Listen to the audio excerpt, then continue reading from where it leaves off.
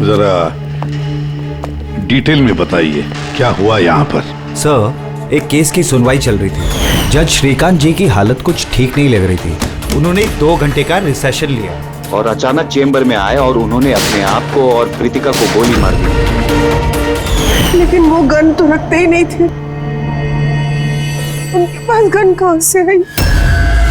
ये तो हमें भी नहीं पता सर कि गन आई कहाँ से, लेकिन गन उनके पास थी जरूर सर। तो गन का इंतजाम पहले से कर रखा था। लगता है जज साहब ने पूरी प्लानिंग की थी कृतिका का खून करने की। लगता तो ऐसे ही है। वैसे जज साहब की इस केस में कोई पर्सनल इन्वॉल्वमेंट थी? नहीं सर, ऐसा तो कुछ भी नहीं था। कृतिका के साथ कोई व्यक्तिगत दुश्मनी? जज साहब तो बहुत ही सुलझे हुए इंसान थे सर। केस के हर एक पहलू पर बहुत ही बारीकी से गौर करते थे सर। मुझे पिछले कई दिनों से लग रहा था कि कुछ ना कुछ गलत जरूर है उनके साथ। मैम, क्या जज साहब की तबीयत ठीक नहीं थी? वो तो मुझे नहीं पता, लेकिन हाँ, उनको कुछ अजीब अजीब सी आवाजें सुनाई दे रही थी। वो सब हम एक बार। आ जाइए श्रीकांत, खाना लगा रही हूँ।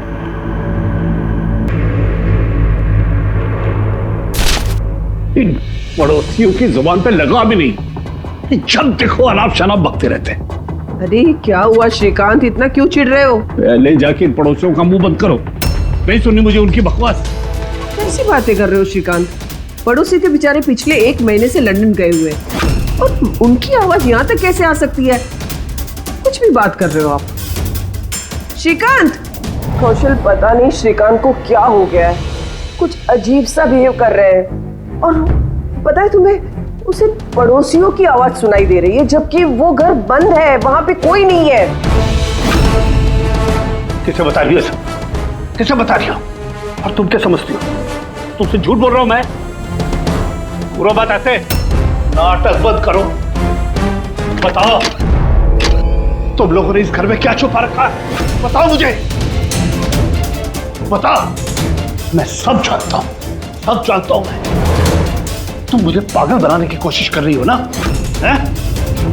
श्रीकांत, ये तुम्हें क्या हो गया है? हाँ, अपनी हालत देखो क्या बना के रखी है।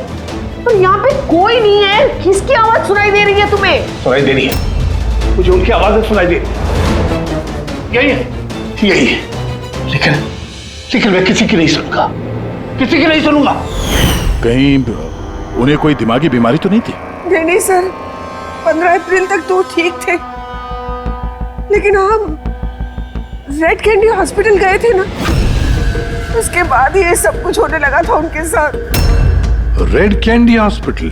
जी सर, इस हॉस्पिटल में चल के पता करते हैं कैसा क्या हुआ था वहां पे कि ये जज साहब अचानक ऐसा बर्ताव करने लगे। सर, इस केस में आखिर बचा ही क्या है? जिस आदमी ने खून किया उसी ने अपने आप को मार लिया। वही तो पता लगाना है ना फ्रेडी, वही तो पता लगाना है कि एक जज ने अपने सामने वाले आरोपी को गोली क्यों मार दी, खून क्यों किया, और तो और उसके बाद में अपने आप पर भी गोली चलाई। क्यों?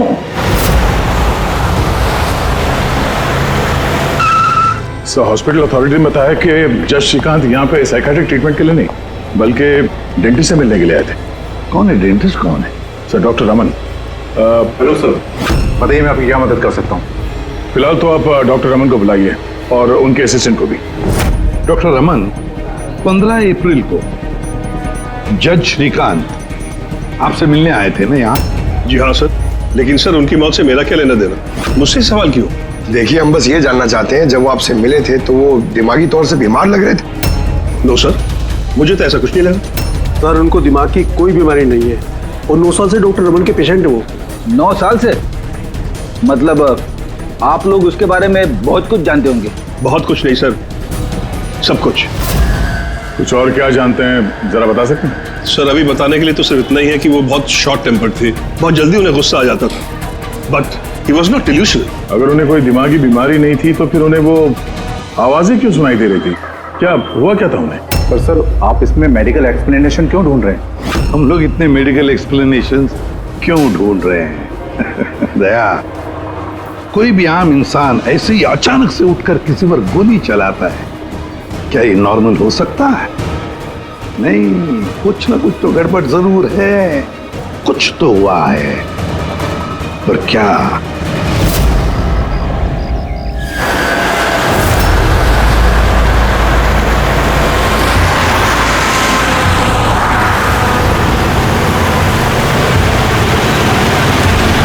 वीरेन, तुम बेकार की चिंता करते हो। धनंजय की सिक्योरिटी टीम हमारे साथ है, हम सुरक्षित पहुंच जाएंगे।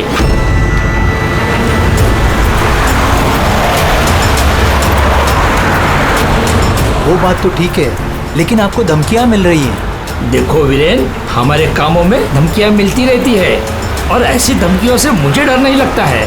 देखो, डर तो मुझे भी नहीं लग रहा, क्योंकि मुझे धनंजय और उसकी टीम पे पूरा भरोसा है।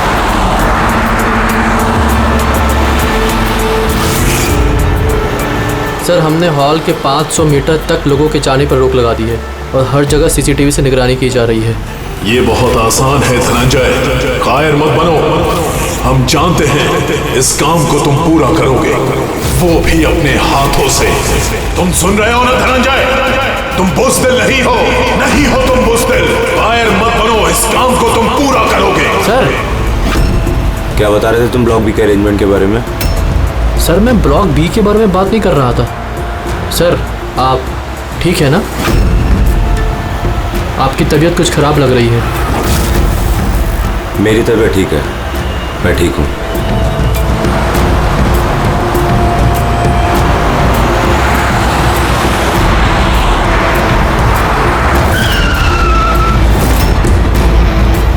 धनंजय, तुम्हें उसे मारना होगा।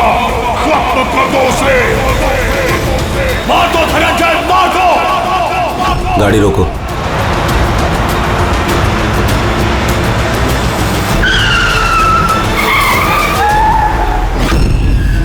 ये इसने गाड़ी क्यों रोक दी? सर, क्या हुआ? शाबाश धनंजय, अपना मिशन पूरा करो। मार दो उसे।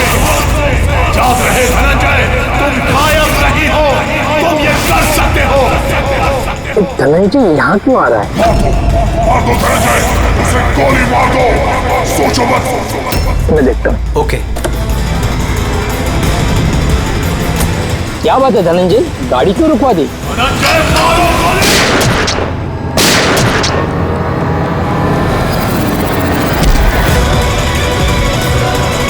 ओह माय गॉड! संजय जी, आपको क्या हो गया? धनंजय, ये क्या कर दिया तुमने?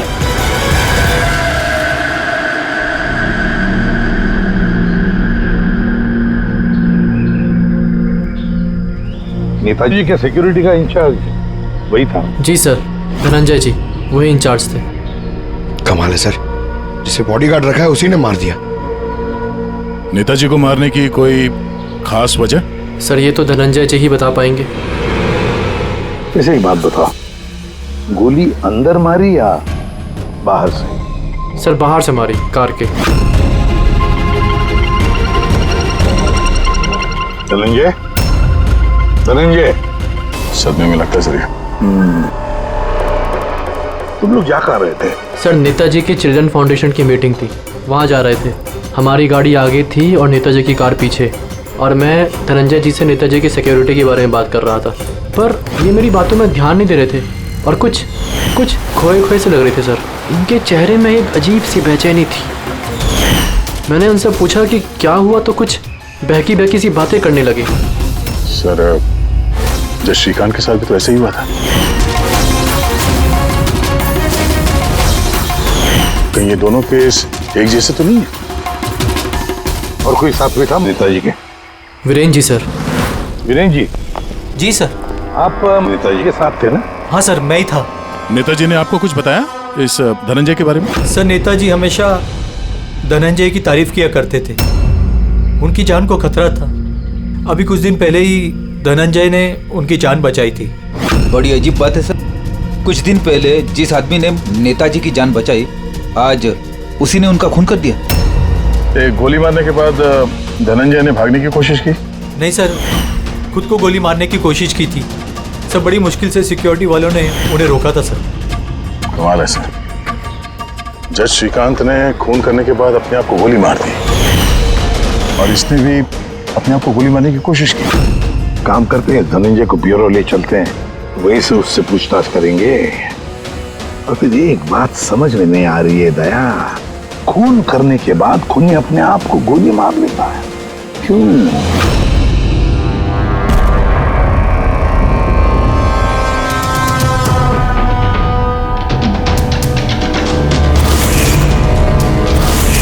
बस डॉक्टर बीना ये क्रिमिनल साइकोलॉजी में रिसर्च कर रही है। हाँ, इन्हीं दोनों केस के बारे में बता दिया? Yes boss.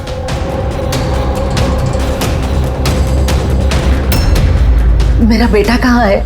मुझे उससे मिलना है। श्री नेताजी के सिक्योरिटी इंचार्ज धनंजय की माँ। उसे यहाँ क्यों लाए हो? देखिए, आपके बेटे ने नेताजी का खून किया है। जी नहीं, मेरा बेटा किसी की हत्या नहीं कर सकता। वो तो खुद बीमार है, उसकी दिमागी हालत ठीक नहीं है। क्या क्या बीमारी है आपके बेटे को? पिछले कुछ दिनों से उसे कुछ कुछ आवाजें सुनाई देती है।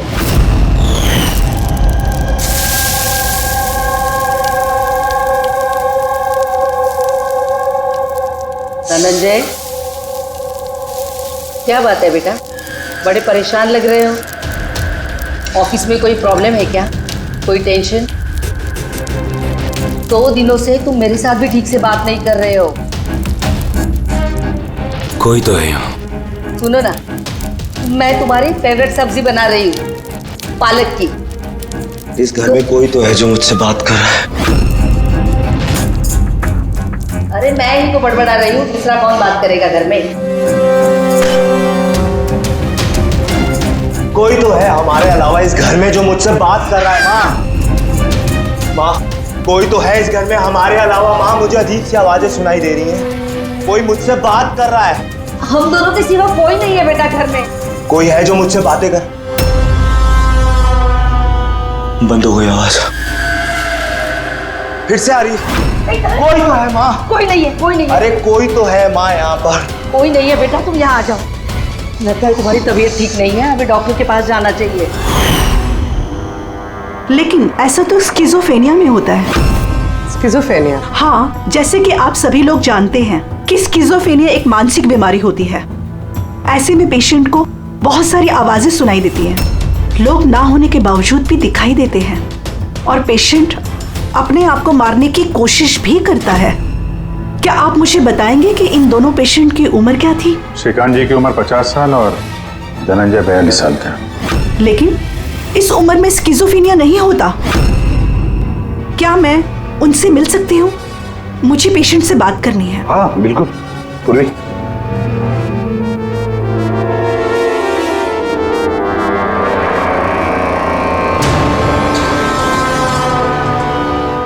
धनंजय, तुमने संजीत को क्यों मारा? मैं कुछ पूछ रही हूँ।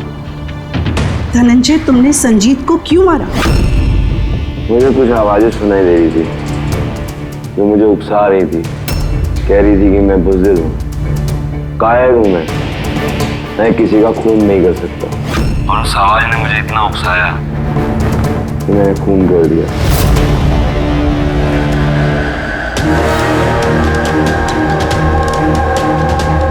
और ये तुम्हारा गाल? ये गाल क्यों सूजा हुआ है? मेरे दांत में इन्फेक्शन है।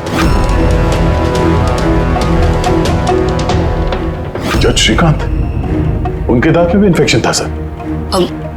मेरे बेटे के भी दांत के इलाज के बाद ही उसकी तबीयत खराब रहने लगी। क्या? दांतों का इलाज करवाया, उसके बाद में तबीयत खराब हो गई? किस डेंटिस्ट के पास इलाज करवा रहा था वो? Doctor Raman, red candy hospital. Red candy hospital गए थे ना, उसके बाद ये सब कुछ होने लगा था उनके साथ। है ना बड़ा अजीब कोइंसिडेंस। धनंजय और श्रीकांत दोनों का भी दांत का प्रॉब्लम, दोनों का डेंटिस्ट भी एक, और ट्रीटमेंट के बाद दोनों की तबीयत भी बिगड़ जाती है। ये कैसा कोइंसिडेंस? गड़बड़ है, बहुत बड़ी गड़बड़ है। इस धनंजय और जज श्रीकांत के दांतों का एक्सरे निकलवाओ। पता तो चले सारा चक्कर है क्या।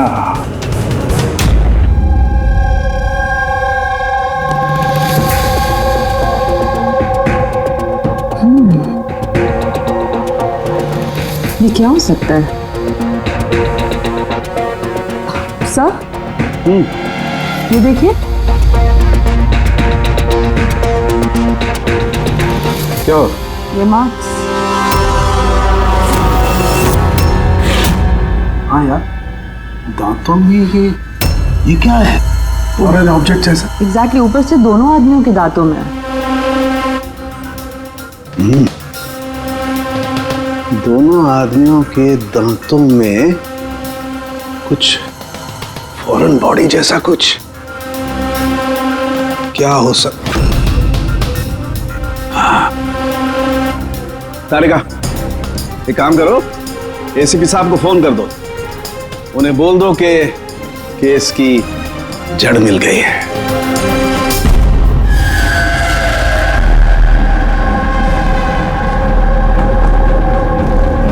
ये देखो बॉस, दोनों के दांतों में इस तरीके की चिप।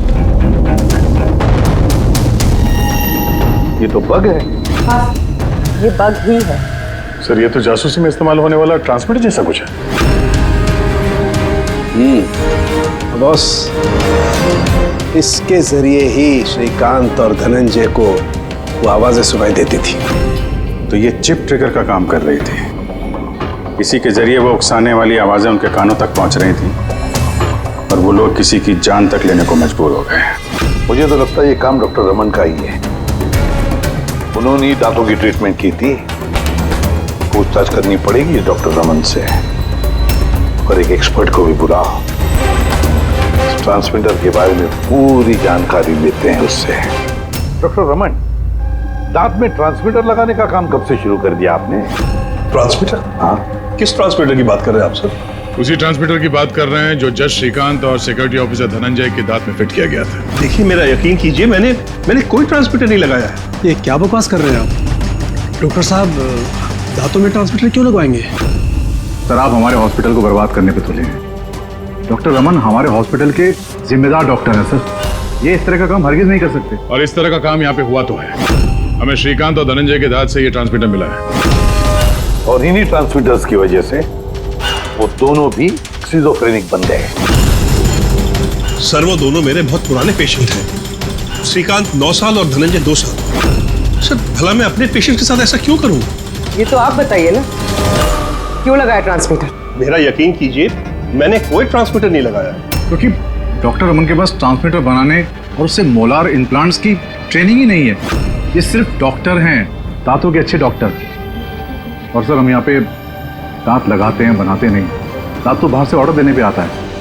कहाँ से ऑर्डर करते हैं आप ये दांत? डेंजा बायोकेयर। डेंजा बायोकेयर। रेडी पंकज, डॉक्टर रमन के चेम्बर्स अच्छी तरह से चेक करो, एक एक कोना छान मारो। और कितने लोगों के दांत इम्प्लांट किए हैं? जी, लगभग 20 लोगों का। अच्छा, तो सभी लोगों के नाम और पता चाहिए हमें। दया सर, हो सकता है इन 20 लोगों की जान को खतरा हो।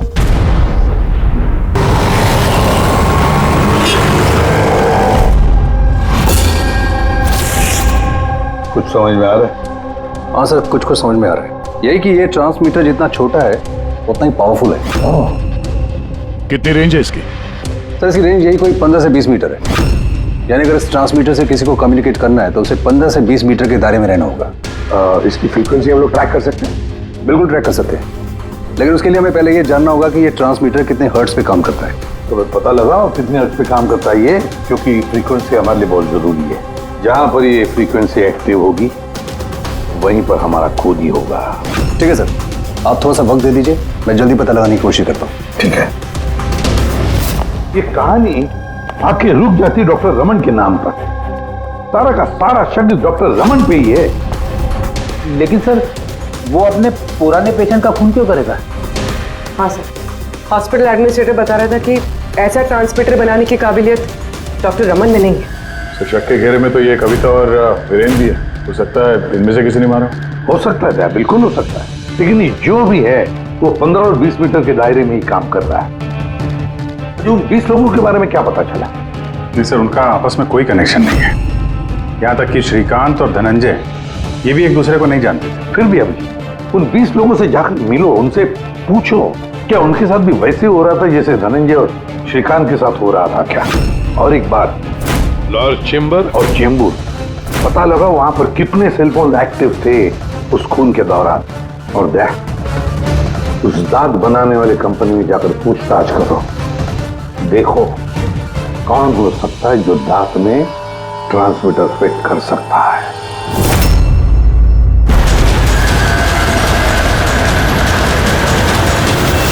विनय आपका ही नाम है? जी हाँ, मेरा ही नाम है।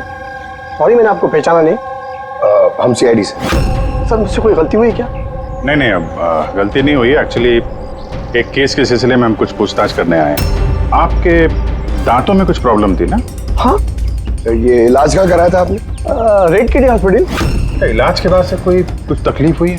आई मीन कुछ अजीब अजीब आवाजें सुनाई देती हों, या जैसे कोई ऑर्डर दे रहा है कुछ करने के लिए? नहीं, ऐसा तो कुछ नहीं हुआ, लेकिन एक दो बार दर्द हुआ था। वो तो नॉर्मल है, दांत लगवाएंगे तो थोड़ा बहुत दर्द तो होगा ही। ठीक है, अगर ऐसी कोई तकलीफ हो तो फौरन हमें बताइएगा। और हाँ, किसी अनजान आदमी के बहकावे में नहीं आना है और किसी के बुलाने पे किसी अनजान जगह नहीं जाना है। ओके जी, ध्यान रखिएगा। जी सर। डॉक्टर रमन बहुत अच्छे हैं। दांत लगाने के बाद से मुझे जरा सी भी तकलीफ नहीं है। आपको कोई आवाजें सुनाई दे रही? क्या मतलब है इसका? नहीं, जिन जिन लोगों को भी डॉक्टर रमन ने दांत लगाए उनमें से कुछ लोगों को अजीब सी आवाजें सुनाई दे रही हैं। नहीं, मेरे साथ तो ऐसा कुछ भी नहीं हुआ है। अच्छा, अगर ऐसा कुछ भी हो आपके साथ तो आप हमें प्लीज इन्फॉर्म करिएगा। या श्योर। आप लोग यहाँ पे दांत बनाते हो या मिनिएचर ट्रांसमीटर? क्या मतलब सर? मतलब ये कि यहाँ पे दांतों में ट्रांसमीटर फिट किए जाते हैं, खून करने की साजिश रची जाती है यहाँ पे। हा? नहीं सर, आप लोगों को गलतफहमी हो गई है। हम इस तरह के इलीगल काम नहीं करते हैं। इलीगल काम हुआ है यहाँ पे। ये देखिए, रेड कैंडी हॉस्पिटल में आप लोगों ने दांत भेजे थे ना? जी हाँ मैडम। उसके अंदर ट्रांसमीटर फिट किए गए थे। जज श्रीकांत और सिक्योरिटी ऑफिसर धनंजय, उनके दांत यहीं पे बने थे ना? एक मिनट सर, मैं चेक करता हूँ।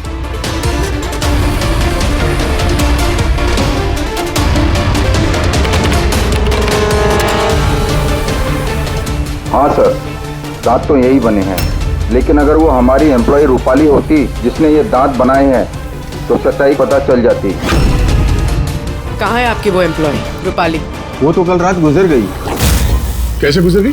उसे अस्थमा अटैक हुआ था, लेकिन हैरानी की बात तो ये है कि उसे कभी अस्थमा था ही नहीं। जी हाँ सर। उसके घर का एड्रेस देना सर। दांत कब लगवाया आपने? सर 2 महीने हो गए। कोई प्रॉब्लम हुई आपको? नहीं, कोई प्रॉब्लम नहीं सर, जब से दांत लगाया सब ठीक है सर। कुछ आवाजें सुनाई दे रही हो अजीब अजीब सी? नहीं सर, पर हुआ क्या सर? देखिए, रेड कैंडी हॉस्पिटल में जितने लोगों ने भी ट्रीटमेंट कराया उन्हें कुछ प्रॉब्लम्स हो रही हैं और उनमें से 2 जन की तो मौत भी हो चुकी है। सर मैं मरना नहीं चाहता सर। नहीं, आप घबराइए मत, ऐसा कुछ नहीं है। आपको कभी भी ऐसी कोई प्रॉब्लम हो कि कुछ अजीब अजीब सी आवाजें सुनाई दे रही हो, या फिर कोई ऐसा आदमी दिख रहा हो जो है नहीं, मतलब दूसरे बोल रहे हैं कि किससे बात कर रहे हो, तो अगर ऐसा कभी हो तो फौरन हमें कांटेक्ट करिएगा। और कितने लोग बचे पंकज? सर, चेक करने के लिए और 5 लोग बचे हैं सर। 5 को भी जल्दी से जल्दी चेक करना होगा। क्या पता उस हत्यारे का अगला निशाना इन्हीं में से कोई हो। हाँ सर।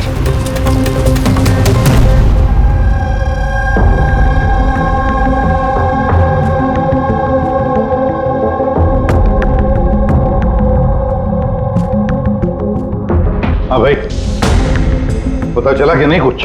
सर मैं ऑलमोस्ट पहुंच गया, बस थोड़ी सी देर और सर। हाँ फ्रेंड, जज श्रीकांत और संजीत का संबंध है सर। अच्छा, कैसा संबंध है? सर ये केस फाइल देखिए। 2009 में एक डॉक्टर रिसर्च कर रहे थे, लेकिन उसकी ग्रांट नेताजी संजीत ने कैंसिल कर दी। और इस डॉक्टर का प्रैक्टिस करने का लाइसेंस कैंसिल किया नेताजी संजीत ने, और उसे सजा सुनवाई जज श्रीकांत। नाम है डॉक्टर ललित। सर ये डॉक्टर ललित है कौन? पता लगाना पड़ेगा ये डॉक्टर ललित है कौन और किस बात पर रिसर्च कर रहा था? तो आपकी बेटी ने टूथ इम्प्लांट करवाया था? हाँ, अभी 2 दिन पहले ही कराया था इम्प्लांट रेड कैंडी हॉस्पिटल से। सर, जिस दिन से टूथ इम्प्लांट करवाया है अजीब अजीब बातें करती है और बहुत डरी हुई भी है। मॉम, मॉम, क्या हुआ? कुछ चाहिए? कोई आया क्या घर में? कोई भी तो नहीं। नहीं मॉम, कोई तो है घर में। मैं हूँ, तुम हो और पापा तो हांगकांग में है, और कोई आएगा तो बेल बजाएगा ना। बेल भी तो नहीं बजी है। पता नहीं मॉम क्या हो रहा है, जब से सोकर उठी हूँ ऐसा लग रहा है कि घर में कोई है और मेरे बारे में अजीब अजीब सी बातें कर रहे हैं मुझसे। समझ में नहीं आ रहा है। मेरी तबीयत तो ठीक है। कोई सपना देखा क्या? नहीं मॉम, कोई सपना नहीं देखा। लगता है मेरे कान बज रहे हैं। मॉम प्लीज एक काम करो, मुझे एक कप चाय दे दो मेरे रूम में, मेरा सर घूम रहा है। तो अभी जिया कहाँ है? उसे मैंने साइकियाट्रिस्ट के पास भेजा है, बैंड्रा। देखिए, आप उस साइकियाट्रिस्ट का एड्रेस दीजिए, हमारा अभी उससे मिलना बहुत जरूरी है। नंबर ले लो। जिया, आज तुम्हें वो काम खत्म करना है। तुम्हें उसे किसी भी हालत में मारना है। जिंदा मत छोड़ना उसे, मार दो उसे। आज उसका अंत होना ही चाहिए।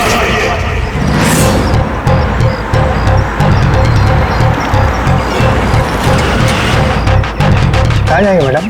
जेके मार्केट। उसे कहो तुम्हें जेके मार्केट जाना है। मैंने कहा मैडम कहाँ जाएंगे?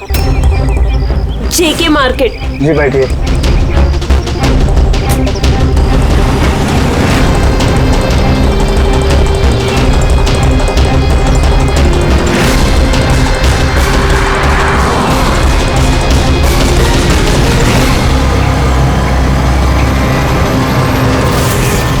तुम डरपोक हो तुम, कुछ नहीं कर सकती तुम, 1 नंबर की डरपोक हो।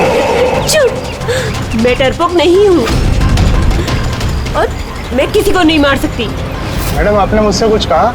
हाँ, अब नहीं, मैंने कुछ नहीं कहा। नहीं, कुछ नहीं कहा मैंने। मैं कहाँ बात कर रही हूँ?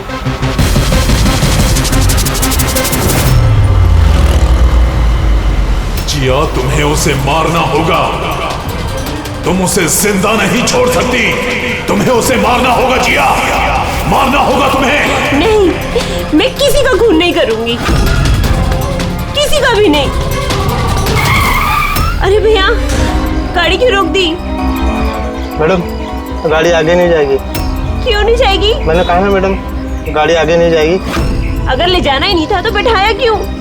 मैडम आप उतरती है या मैं गाड़ी से उतर जाऊं?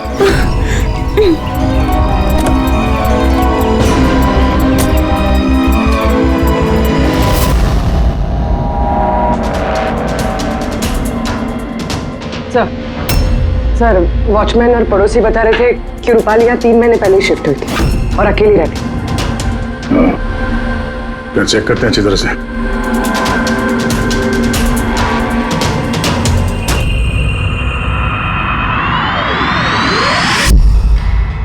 ये क्या है?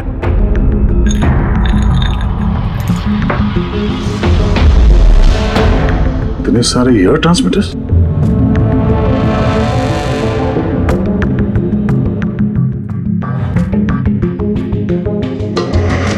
डॉक्टर रमन के पेशेंट्स की पूरी डिटेल्स भी है इसमें।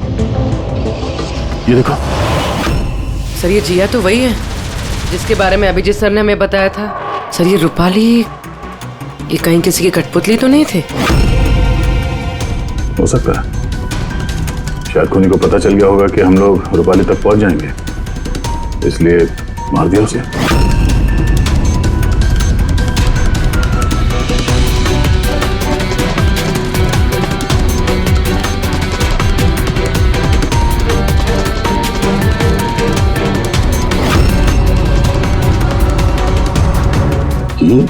ये नेताजी, संजीत, वीरेन और जिया, इन तीनों के चेहरे पे रेड सर्कल। नेताजी के चेहरे पे क्रॉस मारा होगा। नेताजी तो मारे गए, अब बचे ये वीरेन और ये जिया। मतलब अगला नंबर इनका है।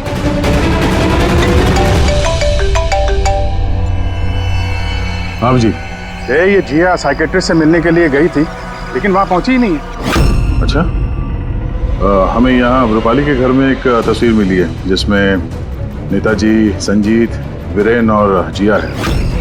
ये नेताजी के चेहरे पे तो क्रॉस मारा हुआ है, पर इन दोनों के चेहरे पे लाल पेन से सर्कल बना हुआ है। कहीं ऐसा तो नहीं कि ये जिया वीरेन को मारने के लिए गई है? एक काम करो, तुम वीरेन को अलर्ट करो, पता करो वो कहाँ है। तब तक मैं जिया की लोकेशन ट्रैक करता हूँ और हम लोग मिलते हैं। ओके? या चलिए, सर वीरेन को फोन लगाना।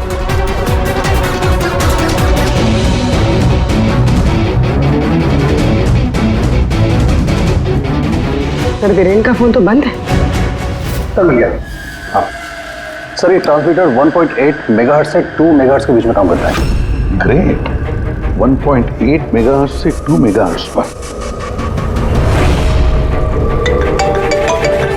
हाँ सर। मेरी बात ध्यान से सुन लो। हाँ, पहले तो फ्रेडी ने कमाल कर दिया है। हाँ, रिसर्च करके ऐसा नाम निकाला है जिसका कनेक्शन इस नेताजी संजीत और जज श्रीकांत के साथ है। उस आदमी का नाम है डॉक्टर ललित। हाँ, डॉक्टर ललित। यस, मुझे तो ये डॉक्टर ललित ही बहुत गड़बड़ लग रहा है दया। मुझे तो उसी पे शक होने लगा है, क्योंकि डॉक्टर ललित का कुछ साल पहले इस नेताजी संजीत ने प्रैक्टिस करने का लाइसेंस कैंसिल कर दिया था, और फिर इस डॉक्टर ललित को जज श्रीकांत ने सजा सुनवाई। और हुआ क्या? पहले खून हुआ जज श्रीकांत का, और फिर उसके बाद में नेताजी संजीत मारा गया। ये खून कौन कर सकता है? ये डॉक्टर ललित ही कर सकता है। उसी का कनेक्शन है इन दोनों के साथ। बस अब डॉक्टर ललित जिस फ्रीक्वेंसी पर ऑपरेट करता है वो फ्रीक्वेंसी भी पता चल गई। हाँ, टेक्नो एक्सपर्ट ने ये बता दिया है, 1.8 मेगाहर्ट्ज से लेके 2 मेगाहर्ट्ज तक। बस अब इस फ्रीक्वेंसी पर हम टैप करेंगे डॉक्टर ललित को। पता चलेगा ये डॉक्टर ललित किस किस से बात करता है और क्या बातें करता है। और दया, ये रेडियो फ्रीक्वेंसी 1.8 मेगाहर्ट्ज से 2 मेगाहर्ट्ज हमारे सारे पुलिस स्टेशन और रेडियो लाइन्स को बता दो। अब देखते हैं कब तक भागता है ये डॉक्टर ललित।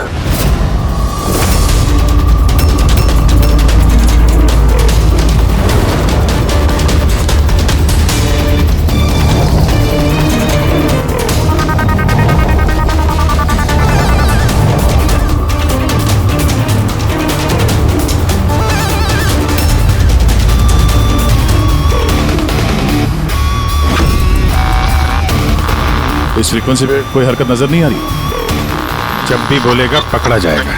पूरी मुंबई इस फ्रीक्वेंसी को हर 5 किलोमीटर में ट्रैक कर रही है। अगर जिया वीरेन को मारने निकली है तो वो खूनी 1.8 या 2 पे जरूर आएगा।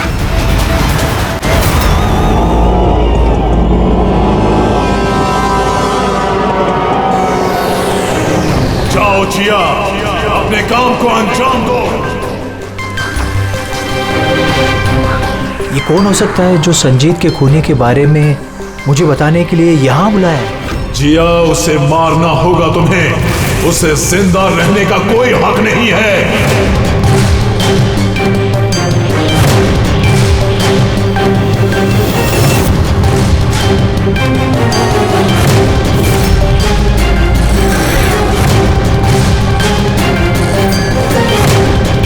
ज्यादा सोचो मत, मार दो जिया, उसे मार दो। उसे जिंदा रहने का कोई हक नहीं है। उसकी तरफ देखो, पहचानो उसे, वो तुम्हारे सामने है। Kill him। उसे जिंदा रहने का कोई हक नहीं। उसी की आवाज है, फ्रीक्वेंसी लोकेट करो। देखो, अपनी बैग से गन निकालो।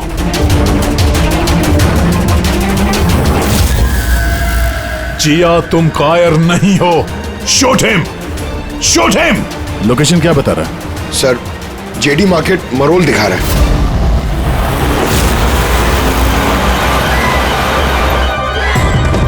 कम ऑन जिया, मारो, मारो उसे। सर, ये क्या हो रहा है? ये मुझे क्यों मारना चाहती थी?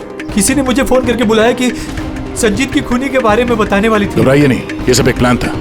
आप अभी सेफ है, आप जा सकते हैं। Okay sir, thank you. तो खूनी यहीं कहीं होगा। भीड़ में मिक्सअप हो गया है। सिग्नल यहीं है, देखते हैं।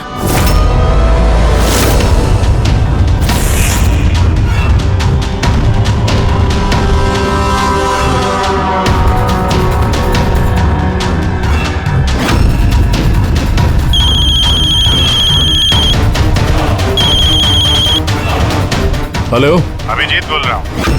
कभी हमसे भी मिल लिया करो। अरे इधर उधर क्या देख रहा है? तेरे पीछे हूँ। डॉक्टर ललित।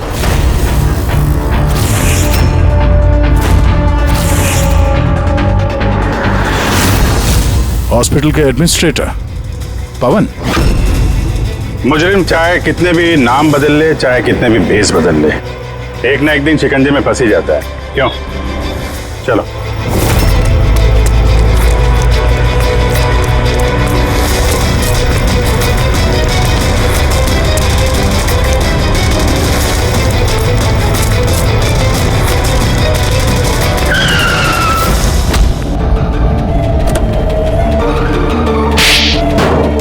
जज श्रीकांत और नेताजी संजीत, इन लोगों का खून क्यों करवाया तुमने? से बदला लेना चाहता था। बदला? लोगों ने मेरी जिंदगी बर्बाद कर दी थी। कैसा बदला? मैं एक होनहार डॉक्टर हूँ। मैं स्किज़ोफ्रेनिया नाम की बीमारी पर उसके ट्रीटमेंट के लिए एक्सपेरिमेंट कर रहा था, वो भी वर्थलेस लोगों पर। मेरी असिस्टेंट जिया ने एचओडी वीरेन को कंप्लेन कर दी और एचओडी वीरेन ने नेताजी संजीत से मेरी ऑफिशियल कंप्लेंट कर दी। और नेताजी संजीत ने तुम्हारा ये एक्सपेरिमेंट रुकवा दिया? हाँ, मेरा प्रोजेक्ट बीच में रुक गया। तो फिर जेल किस लिए गए थे तुम? मेरी लापरवाही की वजह से एक आदमी की मौत हो गई थी। जज श्रीकांत ने मुझे बिना कुछ सोचे समझे 10 साल की सजा दे दी। मेरा डॉक्टर होने का रुतबा छीन गया मुझसे। तो इन लोगों को मार के अपना खोया हुआ रुतबा हासिल कर रहे थे तुम? रमन और रूपाली, इन दोनों का क्या इन्वॉल्वमेंट था? जेल से बाहर आने के बाद मैंने अपने दुश्मनों को ट्रैक करना शुरू कर दिया। मैं उनके अंदर एक डिवाइस फिट करना चाहता था जिससे उनको कुछ पता ना लगे। डॉक्टर रमन और रूपाली मेरी इसमें मदद कर रहे थे। उन लोगों ने कैसी मदद की? जज श्रीकांत और जिया को दांतों में प्रॉब्लम थी। वो अपने चेकअप के लिए डॉक्टर रमन के क्लिनिक पे जाते थे। नेताजी संजीत के दांतों में कोई प्रॉब्लम नहीं थी, बल्कि उनके बॉडीगार्ड धनंजय को दांतों में प्रॉब्लम थी। मैंने उसे फ्री डेंटल चेकअप का लालच दिया और डॉक्टर रमन के क्लिनिक पे भेज दिया। डॉक्टर रमन ने उन्हें नया दांत लगाने की सलाह दी और मेरे कहने पे रूपाली ने उनके दांतों में डिवाइस फिट कर दिया। और रूपाली ये सब करने के लिए मान गई? हाँ, क्योंकि मैं रूपाली से प्यार करता था। हम दोनों ने मिलकर एक डेंटल क्लिनिक खोला था। रूपाली इस काम में मेरी मदद कर रही थी। तो फिर उसका खून क्यों किया तुमने? क्योंकि जज श्रीकांत और नेताजी के मरने से आप उस तक पहुंच जाते और वो मेरा नाम ले देती, इसलिए मैंने उसे हमेशा हमेशा के लिए चुप करा दिया। फिर बदला लेने के लिए क्या कुछ नहीं किया तुमने? इतनी सफाई से खून किए, पर फायदा क्या हुआ? आखिर में पकड़े गए ना? मेरा मिशन किसी को मारना नहीं था सर, मैं बस अपने आप को जीनियस साबित करना चाहता था। मैं चलते फिरते इंसानों को हथियार बना सकता था। अगर यही दिमाग किसी अच्छे काम में लगाते तो आज मुजरिम नहीं बनते और जिंदगी भर जेल की सलाखों के पीछे सड़ते नहीं। दरवाजा खोलो, कोई है बाहर? दरवाजा खोलो। लगता है हमारी आवाज सुनने वाला कोई नहीं है बाहर।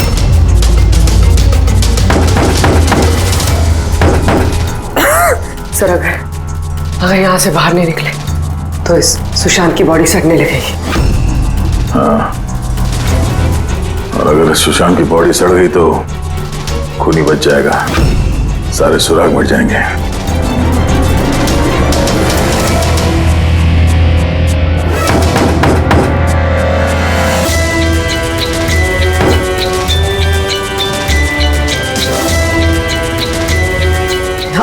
ऑक्सीजन भी बहुत कम है। हाँ बोल, चाहे कुछ भी हो जाए हमें दरवाजा खोलना ही पड़ेगा।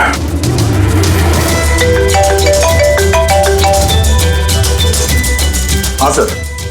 सुनो, वो चिप नहीं मिली अभी तक, हम पूरी कोशिश कर रहे हैं। सर अंदर यहाँ इस कमरे में ऑक्सीजन लेवल बहुत कम है सर। अगर जल्दी से ये दरवाजा खोला नहीं गया तो। घबराना मत, अब तुम्हें जल्द से जल्द बाहर निकाल लेंगे। उर्वी, हौसला रखना। धीरे धीरे सांस लो, आराम से।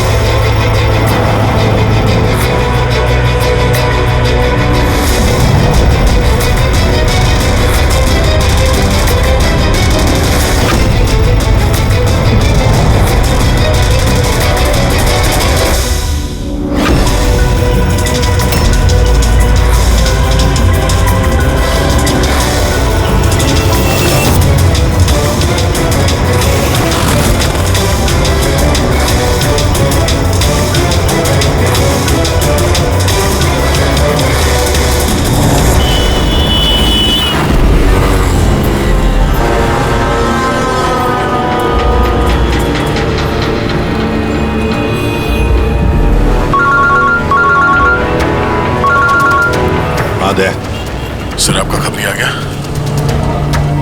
नहीं, इतना टाइम हुआ, इतनी कॉफी पी ली है कि मेरी रात की नींद हराम होने वाली है। मैं अब तक आया ही नहीं और पता नहीं अब आएगा भी या नहीं। देखता हूँ थोड़ी देर और। हाँ, ओके। हाँ,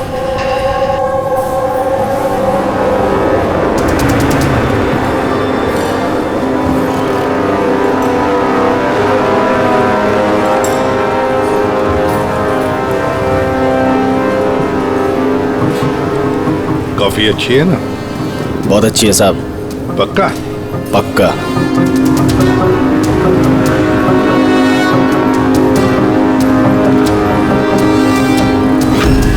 बिल? मैंने बिल दिया साहब। Thank you. सभी चोर लुटेरों ठगों के लिए सुनहरा मौका। अगर दम है तो मेरे 10 करोड़ रुपए चुराओ और साथ में रुचिता हीरा भी पाओ। ना ये कोई जाल है और ना ये कोई पुलिस की चाल। आओ खाली हाथ और जाओ माला माल। सेबस्टून हॉल सुबह 8 बजे। रमैया आने वाला है? पक्का साहब, वो जरूर आएगा।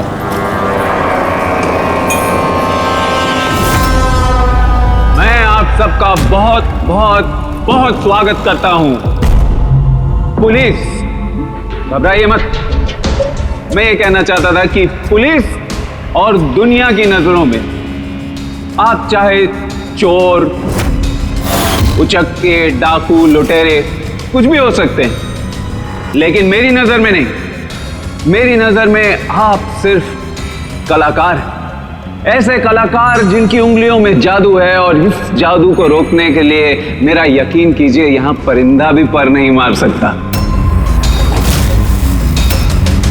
अब मैं आप लोगों को एक बहुत ही राज की बात बताने जा रहा हूं।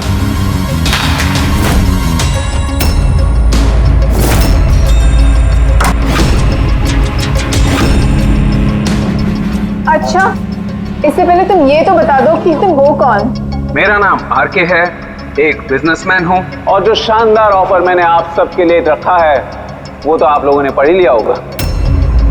लेकिन बिजनेसमैन तो हमेशा अपना मुनाफा देखते हैं, तुम पे यकीन कैसे करें? मुझ पे यकीन कर लो मेरे भाई, इसमें कोई साजिश नहीं है। मैं खुद यही चाहता हूं कि तुम लोग मेरा पैसा चोरी करके ले जाओ। अब जो मैं आप लोगों को बताने जा रहा हूं उसे बहुत ध्यान से सुनिए, लेकिन सुनने से पहले एक नजर यहां दे ली।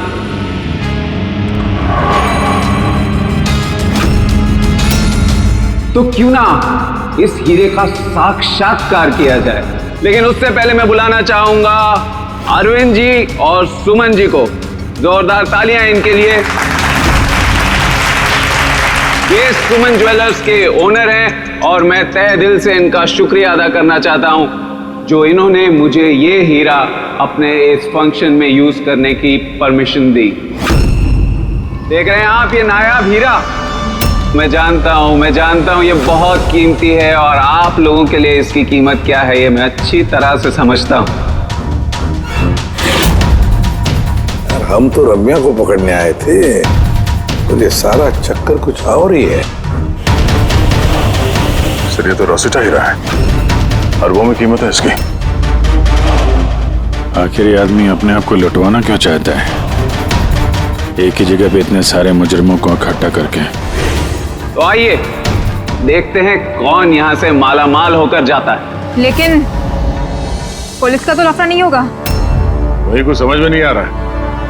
तू हम सबको चूरन तो नहीं दे रहा है? हाँ? नहीं आजकल क्या कोई किसी को कटिंग चाय तक नहीं पिलाता और तू यहाँ पैसा बांट रहा है? हाँ? मैं भी चाय नहीं पिला रहा हूँ। कोई साजिश नहीं है, कोई कैमरा नहीं है, कोई सिक्योरिटी नहीं है, कोई पुलिस नहीं है, सिर्फ भरोसा। यानी कि बस वो सेफ खोलने की देरी है, उसके बाद हम करोड़पति। बिल्कुल। तो चलिए चलते हैं सब सेफ रूम में। पर एक बात जान लीजिए, एक समय पर सिर्फ 10 लोग जा सकते हैं। अरे बाकी हम लोग के लिए कुछ बचेगा कि नहीं?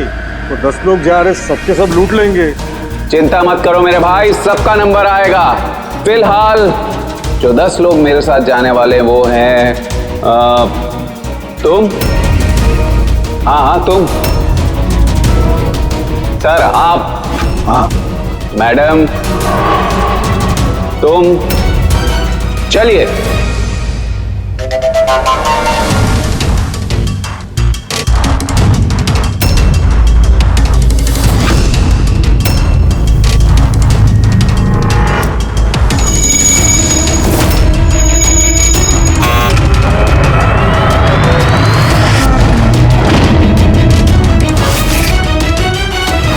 आओ।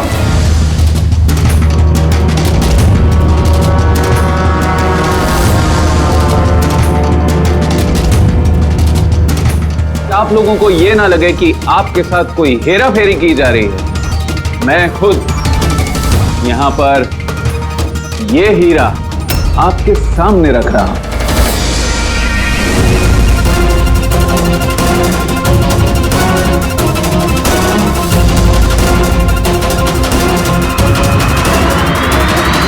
और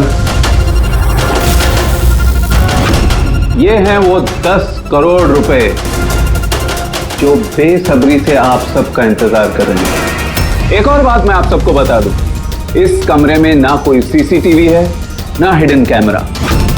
तो क्या आप लोग तैयार हैं अपनी जिंदगी बदलने के लिए? मेरे को मालूम था अपनी जिंदगी एक दिन यू टर्न मारेगी और मैं खुद का हेलीकॉप्टर में उड़ेगा। लेकिन मेरा हेलीकॉप्टर तुम्हारे हेलीकॉप्टर से पहले उड़ जाएगा। मैं और मेरी टीम अब ये तिजोरी बंद कर देंगे। शीतल, पिंकी, अमर, सुवीर, ये मेरी टीम है। आइए।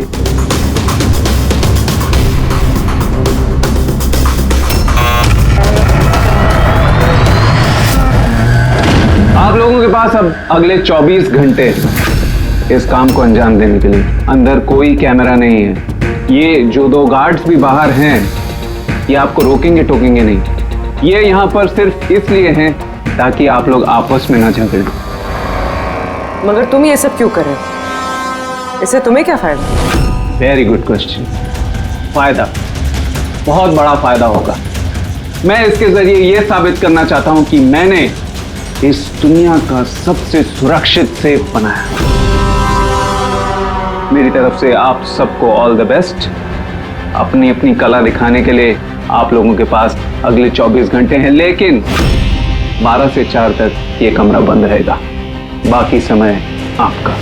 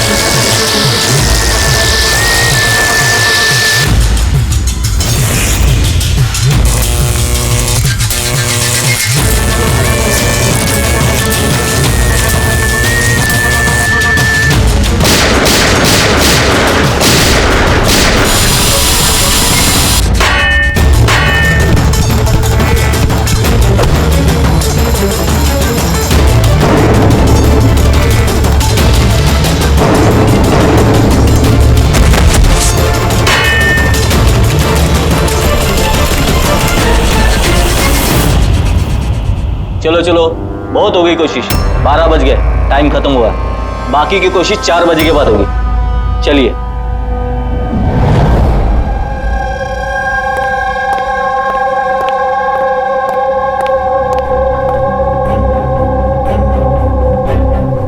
सारे के सारे चोर उचक्के वहां पहुंच गए, मगर वो नहीं पहुंचा जिसका हमें इंतजार था। और रमैया सर, मेरी समझ में तो ये नहीं आ रहा है कि ये आरके इतना रिस्क क्यों ले रहा है। ये सिर्फ पब्लिसिटी करने के लिए कोई इतना सारा पैसा दांव पे कैसे लगा सकता है? हाँ सर, अगर 1 करोड़ की ऐड कर देता टीवी या अखबारों में तो बहुत बड़ी पब्लिसिटी हो जाती। ये सचमुच किसी ने तिजोरी खोल ली तो? नहीं फ्रेडी, ये पब्लिसिटी के लिए नहीं हो रहा है। ये पब्लिसिटी की आड़ में ये कुछ बड़ी खिचड़ी पका रहा है आर के। इसकी कुंडली निकाली क्या? हाँ सर, मैंने उसके बारे में पता किया। वो तिजोरी बनाने के बिजनेस में काफी साल से हैं, पर पिछले 2 साल से उसका धंधा कुछ मंदा चल रहा था। और मार्केट में उड़ती उड़ती खबर ये है कि ये कुछ बड़ा करने वाला है। कर दिया ना उसने सर। ये चोर और लुटेरों को दावत देने से बड़ा कारनामा और क्या हो सकता है? सर, उन तीनों चोरों की कुंडली निकाल ली जो पार्टी में बात कर रहे थे। उसमें एक को तो मैं अच्छी तरह से जानता हूं, दिनकर। दुनिया का कोई भी सेफ हो यूं चुटकी में खोल लेता है। 10 साल के लिए जेल में था वो। हाँ सर, और 2 साल पहले ही जेल से छूटा है। बाहर निकलने के बाद शराफत की जिंदगी जी रहा है। तो फिर 2 साल बाद अचानक फिर से जुर्म की दुनिया का दरवाजा खटखटाने क्यों पहुंच गई? बाकी के तो? सर, एक का नाम तो सिद्धेश, तिजोरी तोड़ने में एक्सपर्ट है सर। उससे बेटर तिजोरी कोई नहीं तोड़ सकता है। आरी का इस्तेमाल करता है, कभी वो सरिया का इस्तेमाल करता है, आग और लेजर से भी तिजोरी तोड़ता है सर। मतलब औजार एक्सपर्ट। तीसरा? अर्पिता नाम है उसका। जिम्नास्ट है, चुस्त और फुर्तीली, चीते की तरह भागती है और छिपकली की तरह बड़ी बड़ी बिल्डिंगों पे चढ़ जाती है। कीमती पत्थर और डायमंड्स परख सकती है सर। और सर वो अर्जुन सपोटा की बेटी है। अर्जुन सपोटा की बेटी? अर्जुन सपोटा दया दुनिया का कोई भी ताला वो खोल सकता था, कोई भी ताला। चाबी बुलाते थे उसको, चाबी। हाँ सर भाई, 4 साल पहले उसकी मौत हो गई, मगर मरने से पहले अपना सारा हुनर और अपनी सारी कला अपनी बेटी को विरासत में दे गया। सर, इतने सारे महारथियों को एक साथ एक छत के नीचे बुलाया गया। अब सिर्फ एक तिजोरी खोलने के लिए तो नहीं होगा। ऐसा लगता है कि किसी दूसरे जुर्म की प्लानिंग के लिए ये लोग वहां पे इकट्ठा हुए हैं। हाँ दया, और इस प्लानिंग का सारा राज उस तिजोरी में ही छुपा है। ये तिजोरी हमें खोलनी पड़ेगी।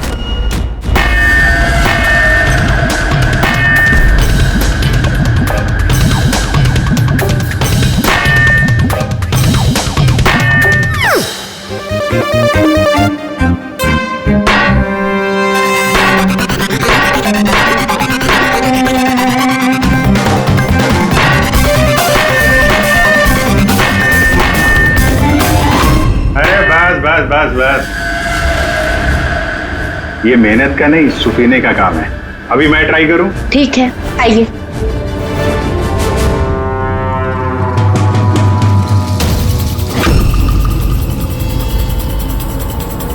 Excuse me.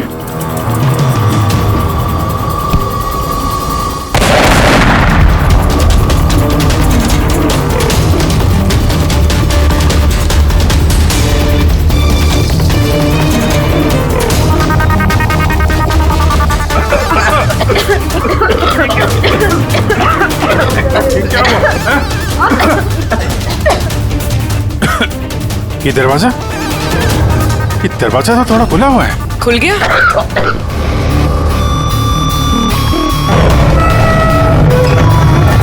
Oh no,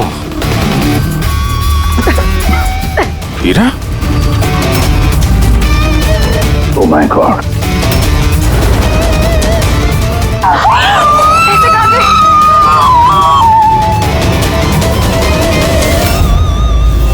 sir, ये तो अरविंद है, उस हीरे का मालिक। He's no more, sir. हाँ, हटो यहाँ से, हटो हटो, पुलिस को बुलाना होगा। प्लीज हाथ मत लगाइए, कानून की जरूरत नहीं है। सीआईडी से आप हटिए।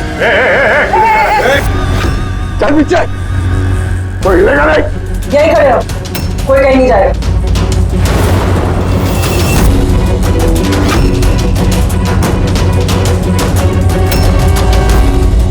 गला दबा के मारा है इसको। गला दबा के मारा है? इस कमरे में तो सारे के सारे मुजरिम भरे हुए हैं। इन्हीं में से किसी ने किया होगा। बॉडी को फोरेंसिक लैब में भेज देते हैं। पता नहीं ये सब कैसे हो गया साहब, हम लोग तो यहीं पे थे। 12 से 4 बजे के बीच भी यहीं पे थे। वॉशरूम वगैरह नहीं गए? सर, साथ में नहीं गए। अगर एक गया तो दूसरा यहीं पे होता। इस बीच अंदर कोई भी नहीं आया। सर, मैंने सेफ रूम का कमरा अच्छी तरह से चेक किया। अंदर आने का सिर्फ एक ही रास्ता है और कहीं रास्ता है ही नहीं। सर, अगर अंदर आने का एक ही रास्ता है तो ये अरविंद अंदर आया कब और कैसे? बाहर तो ये गार्ड्स थे। वही तो, अरविंद अंदर आया तो आया, लेकिन मारा भी तो गया। और जिसने भी मारा उसे, वो भी तो अंदर आया कब और आया कैसे? यहाँ पर ये जितने भी लोग जमा हुए हैं ना, ये चोर लुटेरे, इन सब एक एक की कुंडली उतार लेते हैं, फिर देखते हैं खूनी कौन है इनमें से। ऐसे नहीं हो सकता। कहाँ है? अभी मुझे छोड़ के नहीं जा सकते। एक मिनट मैडम प्लीज, यहाँ पे इन्वेस्टिगेशन चल रहा है, प्लीज। आप लोग कौन? सीआईडी। सीआईडी? सर, मेरे सारे पैसे चोरी हो गए, हीरा चोरी हो गया। आफ्टर ऑल वो सेफ रूम खुला कैसे? अरे वाह, तुम्हें तुम्हारे पैसों की पड़ी है, हैं? यहाँ पर एक आदमी की जान गई है, खून हुआ है यहाँ पर, समझे? सर। हाँ पूरे। एक सेकंड सर, सारुण के सर को कुछ मिला है।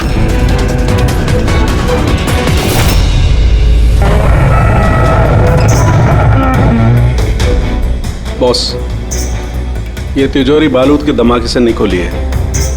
इसका ताला और बाकी के मैकेनिज्म अभी भी सही सलामत है। तो धमाका नकली था। नकली कैसे? इतनी तेज आवाज आई थी, हम लोगों ने धुआं देखा था। ये सब क्या? वो सारा का सारा एक ड्रामा। थोड़ा सा बारूद इकट्ठा करके धमाका किया गया और बाकी चीजों के लिए पायरोटेक्निक का इस्तेमाल किया गया, जैसा फिल्मों में स्पेशल इफेक्ट के लिए किया जाता है। अगर ये धमाका नकली था तो ये सेफ खुला कैसे? शायद ये सेफ पहले से खुला होगा। इम्पॉसिबल।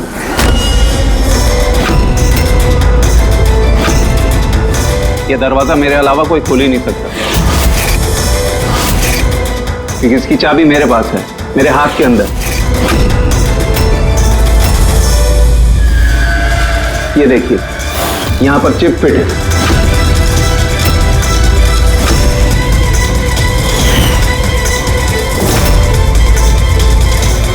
हाँ सर, सेफ रूम की चाबी RFID चिप में है, जो सिर्फ आरके सर के हाथ में लगी चिप की फ्रीक्वेंसी मैच होने पर ही खुलेगी। अगर ये सेफ तुमने नहीं खोला, फिर किसने खोला? रात के 12 और 4 बजे के बीच में कहाँ थे तुम? सर, हम लोग होटल सीमा में थे, इसी की सक्सेस पार्टी के लिए। तो होटल सीमा में CCTV कैमरे तो लगे ही होंगे? डेफिनेटली सर, होना ही चाहिए। एक मिनट सर, मैं आपको बता सकता हूँ कि ये पैसे किसने चुराए होंगे। अमर, जल्दी मेरे केबिन में आओ। अमर, फुटेज दिखाओ। जी सर।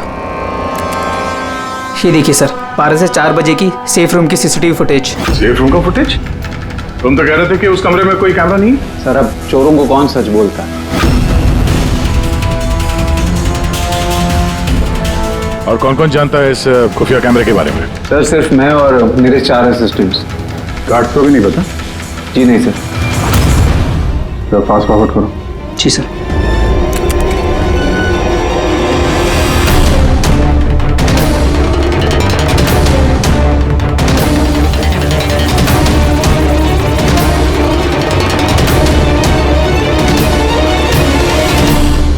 कैसे हो सकता है सर? ये 12 से 4 के बीच में कमरे में कोई नहीं आया था।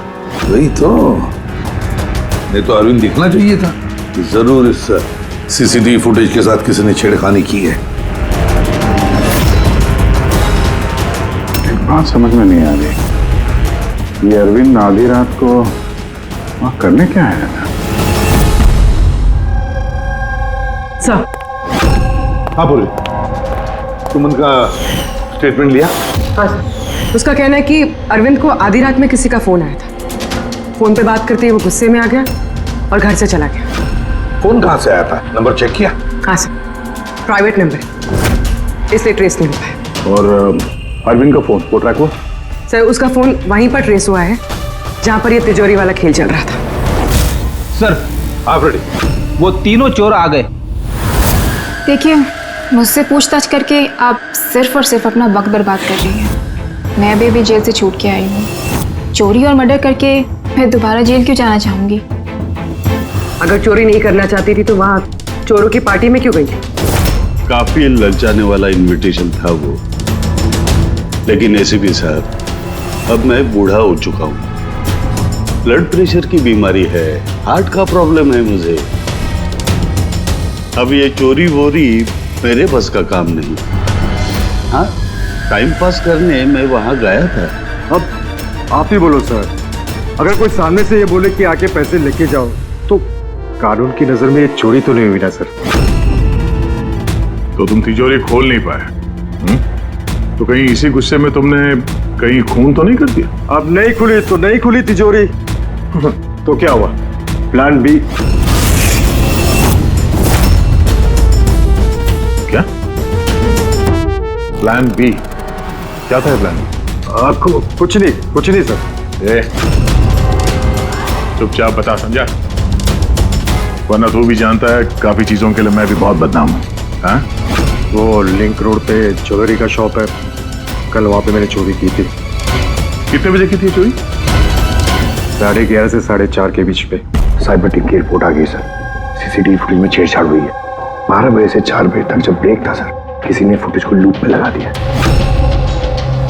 मतलब साफ है पंकज, वहां पर सीसीटीवी कैमरा लगे हुए हैं, ये आरके की टीम के अलावा और कोई भी नहीं जानता था।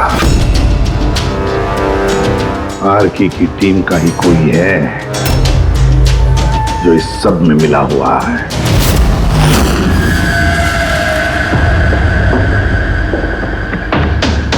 ये क्या कह रहे हैं आप? मेरी टीम में कोई गद्दार है? ये दूसरा सेफ रूम है ना? जी हाँ, मेरा ही डिजाइन है, उसी का दूसरा मॉडल समझिए। लगभग बहुत सारे फीचर्स भी सिमिलर है। यानी ये भी वैसे ही खुलता है तुम्हारे हाथ के चिप से? या मैं दिखा देता हूँ आपको।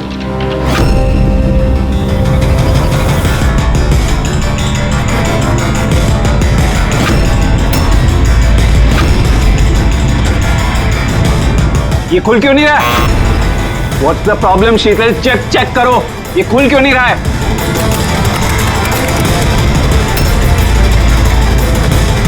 सर पता नहीं क्या हुआ, सेफ रूम खुलना तो चाहिए था। एक मिनट सर, मैं चेक करता हूँ।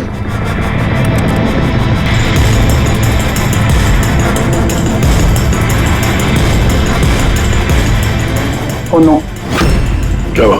सर किसने लॉक का कोड चेंज कर दिया? कोड? ऐसा कैसे हो सकता है? कौन कर सकता है ये? एक मिनट कोड बदल दिया मतलब? किसी ने सर का कोड चेंज कर दिया है, अब ये सेफ रूम सर के चिप से भी नहीं खुल पाएगा। क्या? तो फिर कैसे खुलेगा ये? आरके, आप कह रहे थे कि ये दोनों सेफ रूम जो आपने बनाए ओरिजिनल है, ये वाली और वो दूसरी वाली भी? जी हाँ। तो फिर हो सकता है तो दूसरी वाली जो सेफ रूम है वो भी शायद इसी चिप से खोली गई हो। यानी उस सेफ रूम को खोलने के लिए मुजरिम को आरके की जरूरत नहीं पड़ी होगी। हाँ, उसी चिप से उसने वो सेफ रूम खोल दिया, पैसे लूट लिए वहां से और अरविंद का खून कर दिया। सर मुझे तो लगता है ये असिस्टेंट लोग ही हैं। सीसीटीवी फुटेज के बारे में सिर्फ इनको पता था। सर हम ऐसा क्यों करेंगे? अगर थोड़ी भी गड़बड़ होती है तो शक तो हम पे ही जाएगा ना।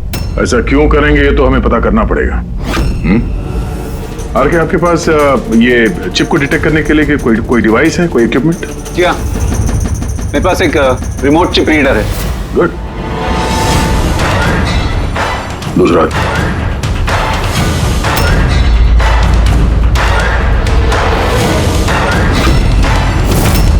डन।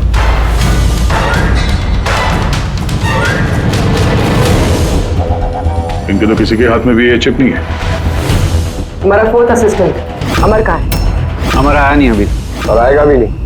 कहाँ रहता है वो? पिंकी। आइए सर। सर चलिए।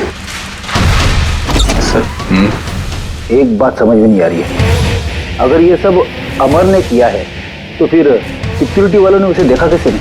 सिक्योरिटी से फिर से पूछताछ करनी पड़ेगी। सीधे सीधे बता, तुम दोनों गार्ड में से कौन मिला हुआ है ज्वेलर अरविंद के खून में? मैंने कुछ नहीं किया साहब, मैंने कुछ नहीं किया। मेरा तो पेट खराब था जिसकी वजह से मुझे बार बार बाथरूम जाना पड़ रहा। पर सुशांत पूरे वक्त ड्यूटी पे था साहब। कहाँ है सुशांत? बुलाओ से। सुशांत को तो अभी अभी आप लोगों ने फोन करके वापस बुलाया ना क्राइम सीन पर। क्या? हमने कब बुलाया? तो ऐसा तो नहीं कि बहाना बना के निकल गया हो सकता है। बेटी, इनसे सुशांत का एड्रेस ले लो और उस एड्रेस पे जाके चेक करो। तब तक हम लोग क्राइम सीन देखते हैं।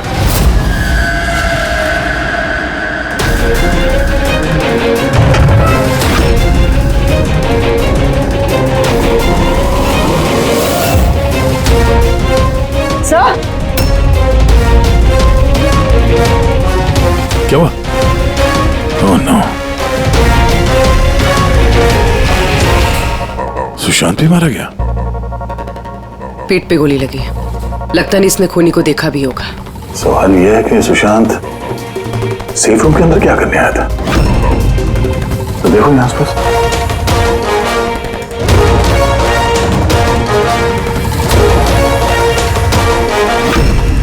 सर खून।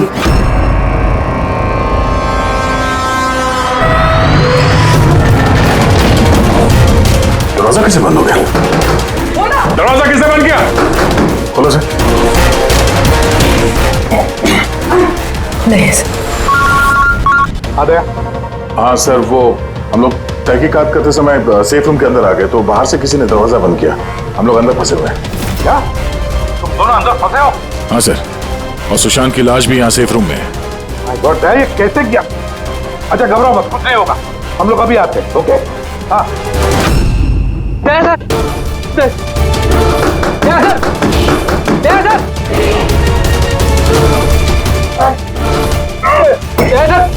घबराना मत, हम तुम्हें जल्द से जल्द बाहर निकाल लेंगे। पूर्वी, हौसला रखना।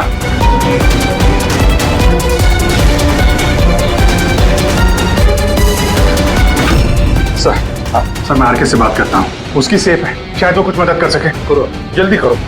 मैं भी दिनकर को फोन करके बुला लेता हूँ।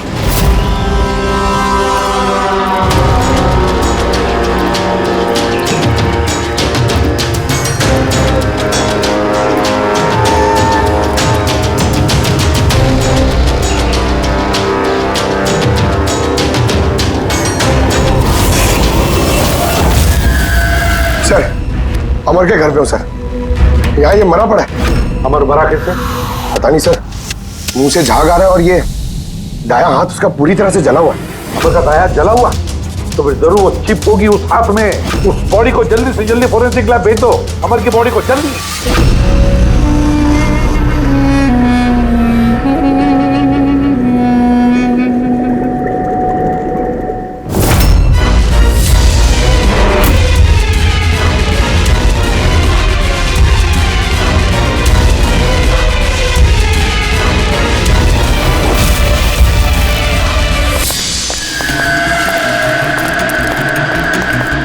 अरे बॉस, दया और पूर्वी कैसे? यार फिलहाल तो ठीक है उनकी हालत, लेकिन तिजोरी में ऑक्सीजन खत्म होते जा रहा है। उस तिजोरी के साइज के हिसाब से वहां पे अभी बस 1 घंटे की ऑक्सीजन बची होगी।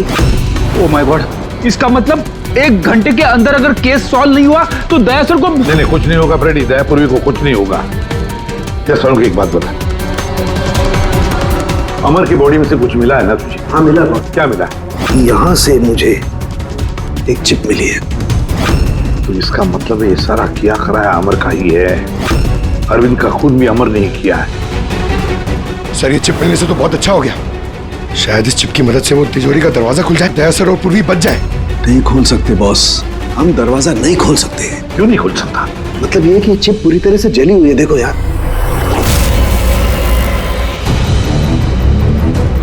माय गॉड, असली मुजरिम अमर नहीं कोई और है। चिप खराब करके उसने सारे सबूत मिटा दिए। से पूर्वी और दया को बचाने के लिए और कोई तरीका नहीं है। तरीका है, तरीका है। दया और पूर्वी को बचाने के लिए हमारे पास सिर्फ 50 मिनट बाकी है, और इस 50 मिनट में हम पहुंचेंगे इस मुजरिम तक, जरूर पहुंचेंगे।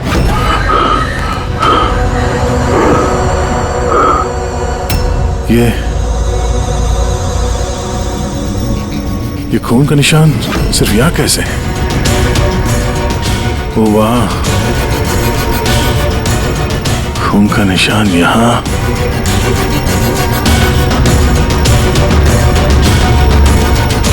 एक मिनट।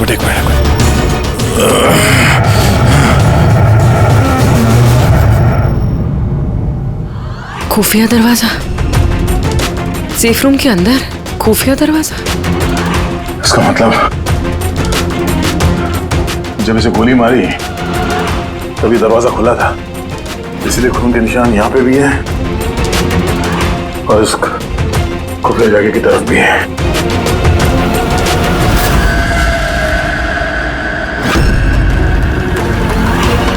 इतने सारे पैसे और ये हीरा, मतलब ये खून पैसे के लिए नहीं हुआ? फिलहाल तो ऐसे ही लग रहा है। सर मतलब सुशांत यहाँ खड़ा होगा इस खाली जगह की तरफ मुंह करके, और खूनी ने उसे पीछे से मार डाला। हाँ पूर्वी, मगर अब सवाल ये है कि ये सेफ रूम का दरवाजा खोल के अंदर करने क्या आया था सुशांत? चोरी का प्लान तो नहीं था इसका? सर अब सांस नहीं ली जा रही। हिम्मत रखो पूर्वी, ये दरवाजा खुलने वाला है।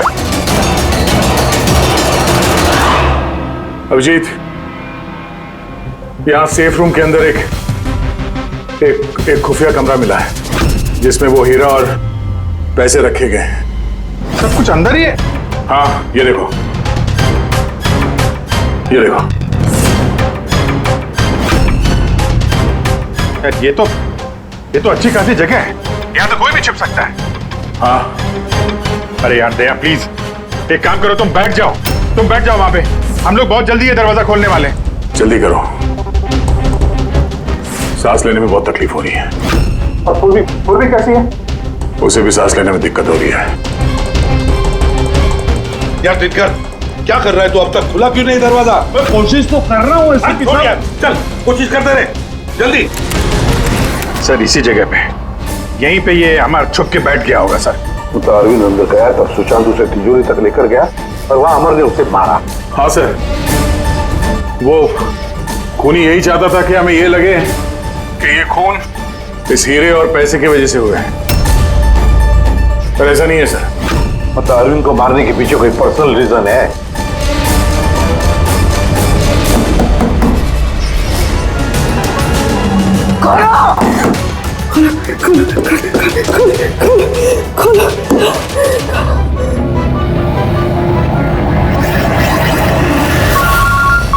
राहुल के फोन है, राहुल के स्पीकर फोन ऑन कर रहा हूँ। हाँ बोल। बॉस, एक बहुत बड़ा सुराग हाथ लगा है। क्या? जल्दी बता, टाइम नहीं है। सर अमर के कपड़ों पे से वही धुएं के पार्टिकल्स मिले जो एक्सप्लोजन के वक्त में हुआ था। हाँ तो क्या हुआ? ये ऐसे पार्टिकल तो हमारे भी कपड़ों पर है, नया क्या है? नहीं बॉस, पहले पूरी बात सुन लो। दया और अभिजीत के कपड़ों में धुएं के साथ साथ बारूद के भी ट्रेसेस थे, लेकिन इस अमर के कपड़ों में सिर्फ और सिर्फ धुआं है, समझे? अरे लेकिन उसके कपड़ों पर भी बारूद मिलना चाहिए, धमाके के वक्त वो वहीं मौजूद था। वही तो सुराग है कि ये आदमी उस वक्त वहां नहीं था बल्कि कहीं और था। बॉस, अब यही बात हमें खूनी तक पहुंचाएगी। ये अमर धमाका होने के बाद यहाँ आया। पंकज, तुम दिनकर के साथ रहो, हम लोग सीसीटीवी फुटेज चेक करते हैं। चलो अजय।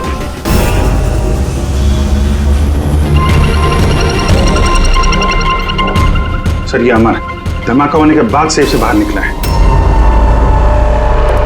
किसी को इशारा कर रहा है सर। जरा जूम करो दूसरे आदमी पर, देखिए तो सही।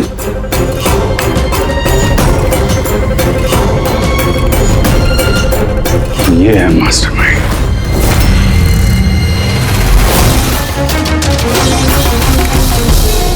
खूनी मिल गया, हमारी कस्टडी में है। That's good news, sir. Sir वो चिप नहीं चिप नहीं मिली उसके पास। अरे तो मतलब सर, हम लोग दया और पूर्वी को बाहर निकाल नहीं पाएंगे? निकालेंगे। सॉरी एसीपी साहब, मेरी जिंदगी भर का अब अनुभव धरा का धरा रह गया। ये सिर्फ मैं नहीं खोल सकता, अब इन्हें भगवान ही बचा सकता है। 1 मिनट दिनकर, इन्हें तो भगवान बचाएगा ही, पर इसे भी बचाएगा।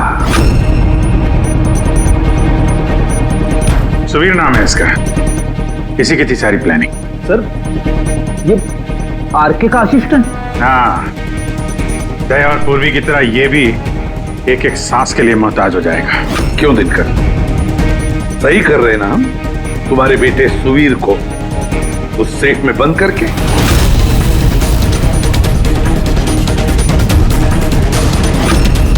ये गलत है, कानून के खिलाफ है। अच्छा, जब तुम्हारे बेटे की जान पर बनी आई तो वो कानून के खिलाफ, और तुमने जो किया वो कानून के खिलाफ नहीं। सुवीर इनका बेटा? हाँ, सुवीर, दिनकर का बेटा सुवीर। मगर तुमने देखा है ना दिनकर की वो मुड़ी हुई उंगली, जब वो ये दरवाजा खोलने की कोशिश कर रहा था। सुवीर की भी उंगली दिनकर की तरह ही मुड़ी हुई है।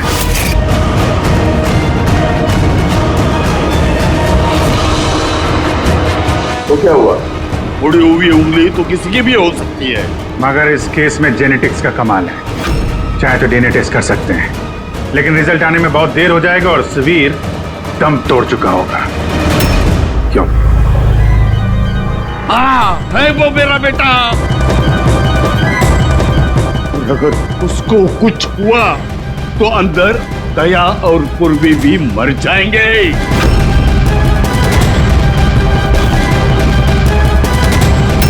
ये है वो असली चिप, लेकिन अब मिलेगी नहीं।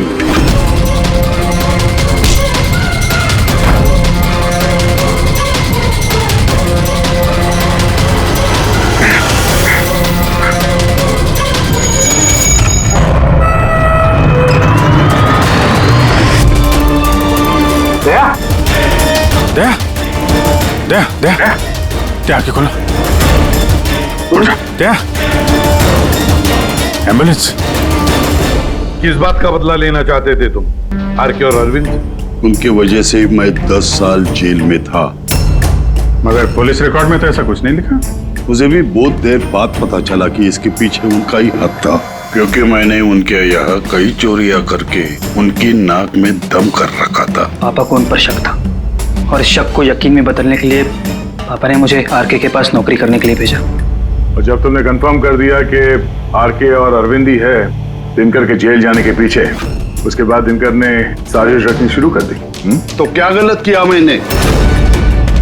मेरी जेल जाने के बाद मेरी बीवी और बच्चे पैसे पैसे के लिए मोहताज हो गए, मगर किसी ने मदद नहीं की उनकी। मेरी बीवी डिप्रेशन में चली गई, उसने आत्महत्या कर ली। ये सुशांत और अमर भी तुम लोगों के लिए काम कर रहे थे? जी सर, सुशांत को हमने पैसे दिए थे दूसरे गार्ड के खाने में दवाई मिलाने के लिए, जिससे उसका पेट खराब हो गया और हमें अपने जुर्म को अंजाम देने का मौका मिल गया सर। अमर को 1 करोड़ रुपए दिए थे हमने उस सेफ का कोड बदलने के लिए, इसलिए एक चिप उसके पास थी और एक हमारे पास। और अमर का इस्तेमाल किया तुमने अरविंद को मारने के लिए भी? अमर से अरविंद को देर रात को फोन करवाया और झूठ बुलवाया कि आरके अरविंद को धोखा दे रहे हैं। और अरविंद भागते भागते यहाँ तक आया, इस सेफ डिपॉजिट वॉल्ट तक, अपनी मौत के मुंह में। जी सर, हमने यही सोचा था कि अरविंद को वहीं मार देंगे और सेफ रूम में डाल देंगे और किसी को पता नहीं चलेगा। हमारी किस्मत खराब थी सर कि उसी वक्त दूसरा गार्ड वहां पहुंच गया और मजबूरी में हमें उसे उस कमरे में छुपाना पड़ा जहां पैसा और हीरा था। फिर धमाका होने का इंतजार किया उसने ताकि धुएं की आड़ में बाहर निकल सके।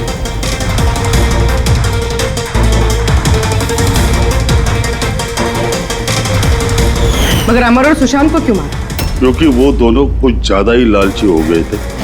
अमर ने मरने से पहले बताया कि सुशांत अकेला ही तिजोरी साफ करना चाहता था, सब पैसे अकेले लूटना चाहता था, इसलिए यहाँ सही वक्त पर आकर हमने उसे मार डाला। लेकिन तुम दोनों सीआईडी वाले गलत वक्त पे आके यहाँ पे फंस गए।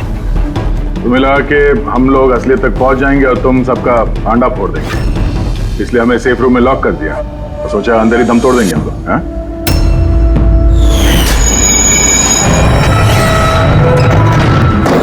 बदले की आग में तुमने 3 लोगों की जानें ले ली। कानून तुम्हें कभी माफ नहीं करेगा। फांसी होगी तुम्हें, फांसी।